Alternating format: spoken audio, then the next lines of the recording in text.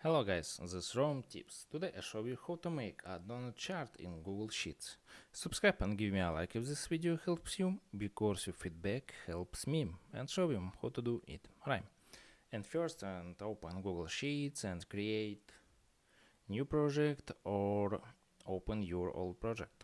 Okay, open project and you view, see view, to category and amount and click on car. Select car and press shift your keyboard and click on this and select all category and select all amount and left corner click on insert and scroll down and click on chart.